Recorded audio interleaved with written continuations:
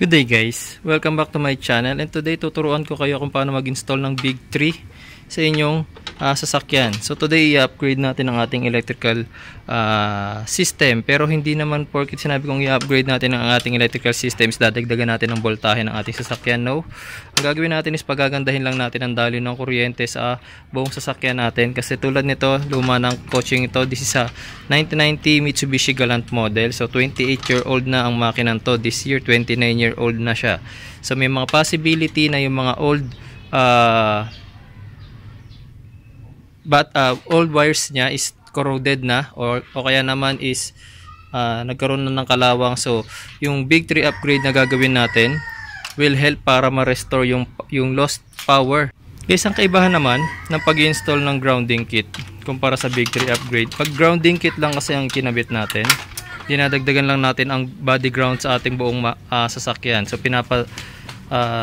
nagkakabit lang tayo ng extra wires mula sa battery papunta sa ating sasakyan, sa makina, and then sa body ng ating sasakyan para gumanda yung daloy ng ground. Pero pag sinabing Big 3, included na din ngayon doon ay yung ating alternator. So ang Big 3 upgrade natin gagawin is from the alternator going to the battery, then yung battery natin going to the engine, and then yung engine naman natin going to the body. So yung body ground upgraded lang yan. Ang madadagdag lang dyan is yung connection ng alternator natin patungo naman sa positive terminal ng ating battery.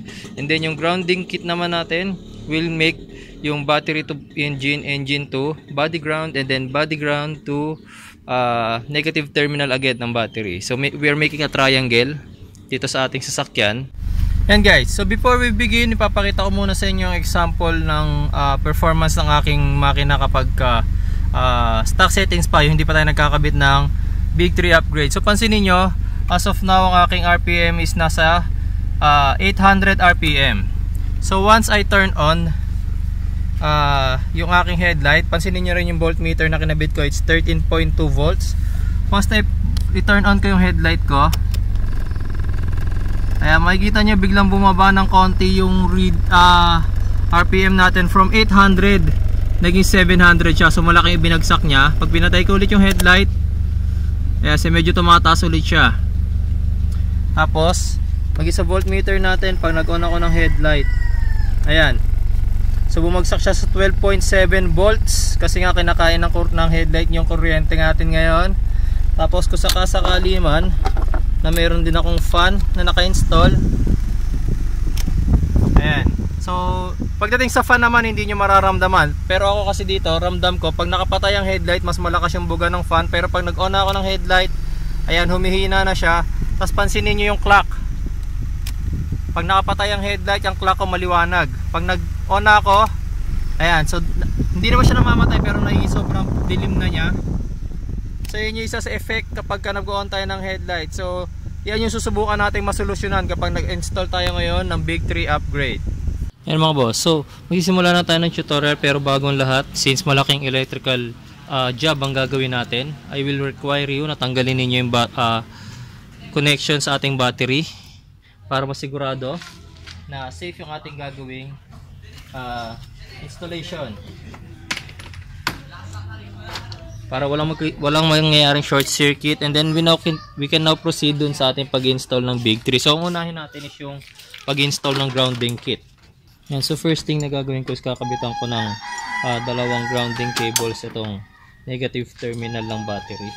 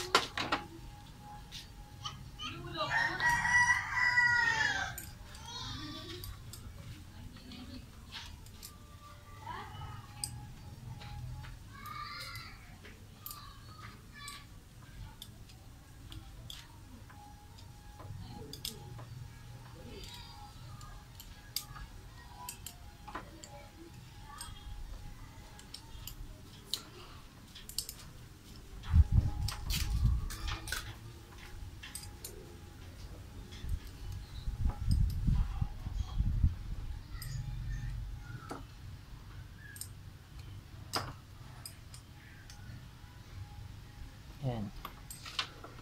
So isa dito is papunta sa engine block. Isa naman is papunta sa body.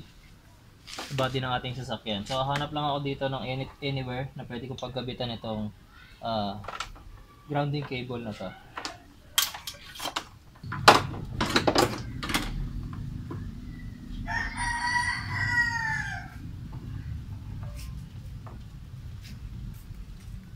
Ayan. So isang grounding cable dito ko kakabit.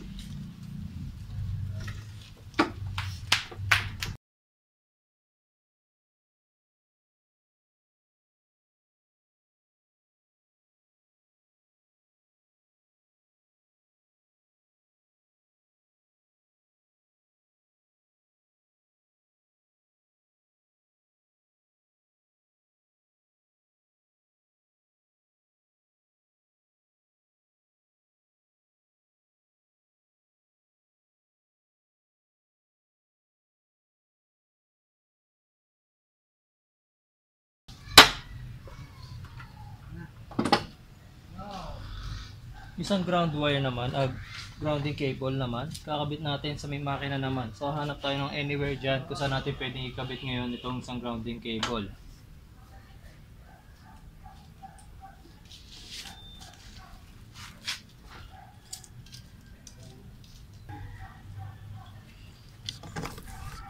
So isang grounding cable dito ako na may kakabit sa may manifold, intake manifold area. Ayan.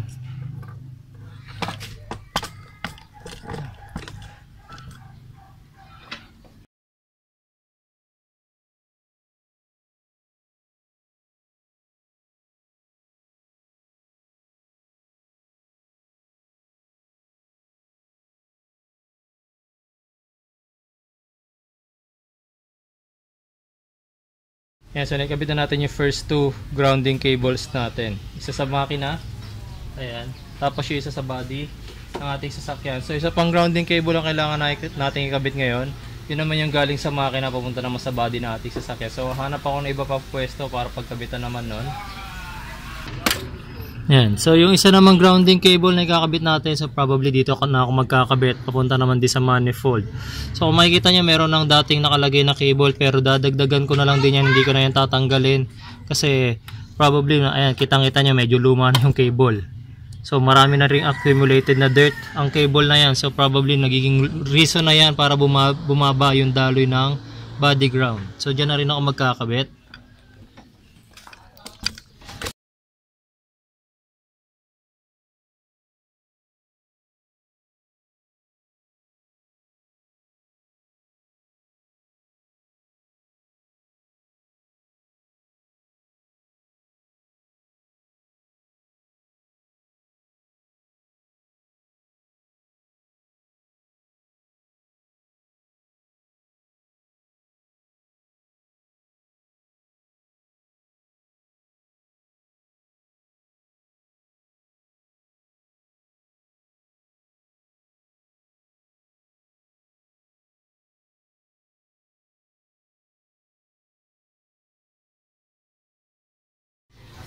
Yeah, so tapos na ako for the installation ng grounding kit natin. Meron na tayong ground cable going sa body ng ating sasakyan.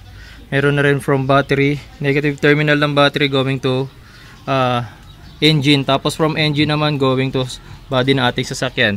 Guys, remember na kapag nagkabit ng grounding kit sa negative terminal kayo maglalagay, hawag sa positive.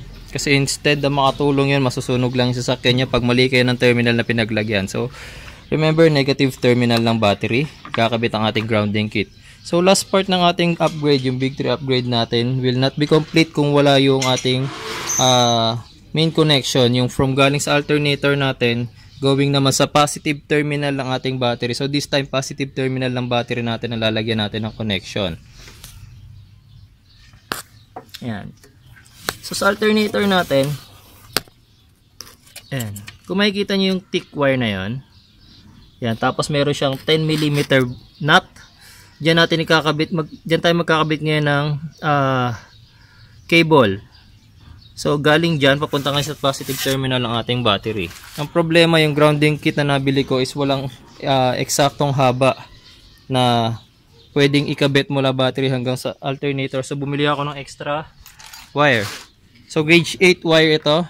So gagawan ko lang siya ng, kakabitan ko lang siya ng battery lug ng terminal para maikabit siya sa battery at dun sa ating alternator. Ito mga boss yung kinabit ko ngayon na cable sa ating alternator. So kung mapapansin nyo, ito, ayan, ito yung original na nakakabit sa kanya, so hindi ko na yan tinanggal. Ito ngayon yung bago kong kabit. Okay, so padadaanin natin yan sa fuse doon sa may battery terminal. Hindi natin yan basta i-direkta sa battery, dadaan niya sa fuse. Okay, so kailangan may pagapang natin na maayos yung wiring. Iiwasan natin guys na tamaan yung red wire na yan ng any moving parts ng ating makina.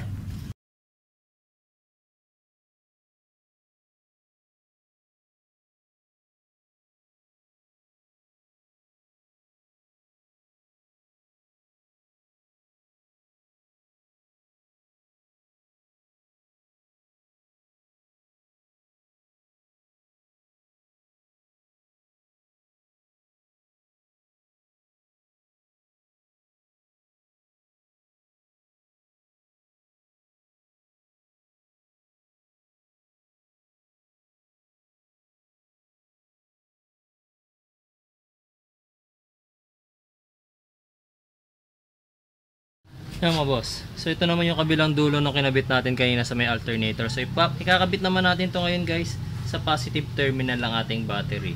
Pero take note, hindi natin siya pwedeng ikabit ng direkta sa positive terminal ng battery.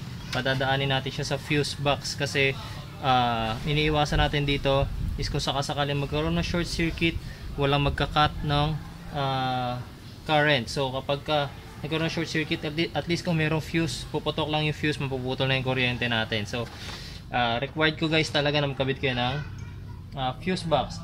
So sa kotse na to, pre-installed na meron na talagang fuse box dito. So kung sa sasakyan nyo wala pang fuse box, pinakamaganda mga boss, lagyan nyo ng fuse box. Okay?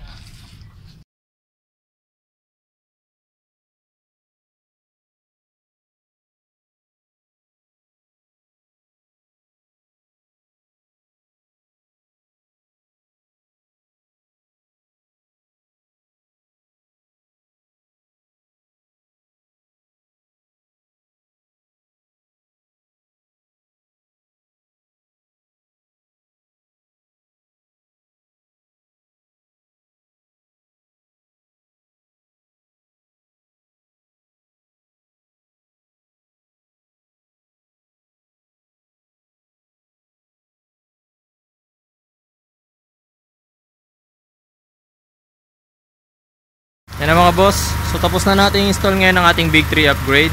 Tapos na yung ating grounding kit. Tapos na rin yung ating connection from the positive terminal ng battery going to the alternator. So titingnan na natin ngayon ang RPM ng ating makina.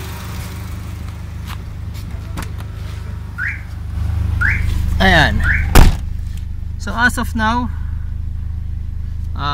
siguro mga nasa 850 RPM siya ngayon. So nakapatay pa yung headlight natin. So try natin kapag nag-on ako ng headlight kung ano mangyayari. Ayan.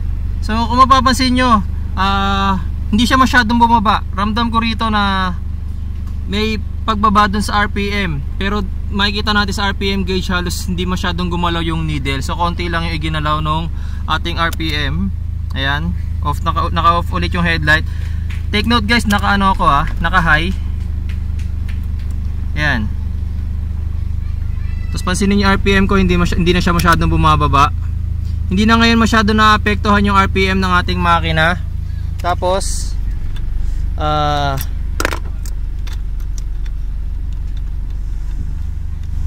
pagdating naman sa fan, wait lang, medyo naglolo ko na kasi itong cigarette lighter ko So yan yung magiging next tutorial video ko, itong cigarette lighter na to. Naglo-lose connection na siya.